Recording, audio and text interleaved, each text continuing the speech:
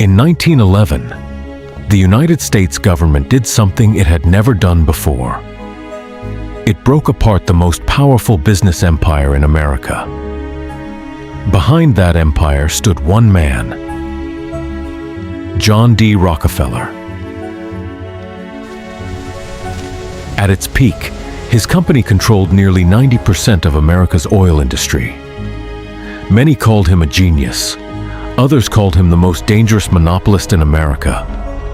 But the most shocking part of this story isn't how Rockefeller built his empire. It's what happened after the government destroyed it. This is the story of how one man built the most powerful monopoly in American history. To understand Rockefeller's rise, we first need to understand America in the 1860s. At the time, a new discovery was changing everything. Oil had become America's newest gold rush. Fortunes were being made almost overnight. But for every fortune made, many more were lost. The industry was pure chaos. Prices rose and crashed without warning. Companies appeared one day and disappeared the next. Transportation costs were unpredictable. Refineries failed constantly. To most people, it looked like opportunity. But Rockefeller saw something different. He saw disorder, and he believed disorder could be controlled. Unlike most businessmen of his time, Rockefeller wasn't chasing quick profits. He wasn't interested in getting rich overnight.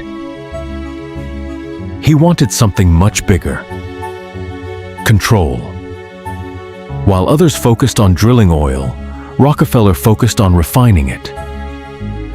He believed the real money wasn't in finding oil. It was in controlling what happened after oil was discovered. Rockefeller became obsessed with efficiency.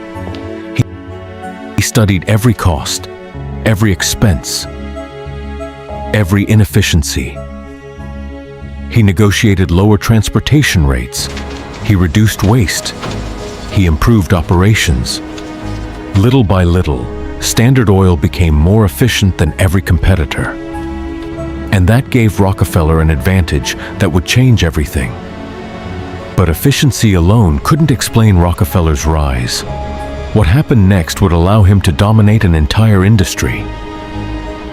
In 1870, Rockefeller founded Standard Oil. Whenever competitors struggled, Rockefeller made them an offer. Sell to Standard Oil, join Standard Oil, or compete against Standard Oil. Most chose to sell. Within a few years, Standard Oil dominated the industry. But as Standard Oil grew, so did public anger. Critics accused Rockefeller of crushing competition. Some called him a business genius. Others called him the most dangerous businessman in America. The debate divided the nation. Eventually, the government decided to act. The case reached the Supreme Court. In 1911, Standard Oil was declared an illegal monopoly. The empire Rockefeller built was ordered to break apart. Most people thought Rockefeller had lost. But they were wrong. He still owned shares in the companies created from Standard Oil.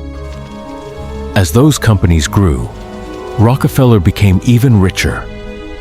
More than a century later, the debate continues. Was Rockefeller a visionary genius or a ruthless monopolist? Perhaps he was both.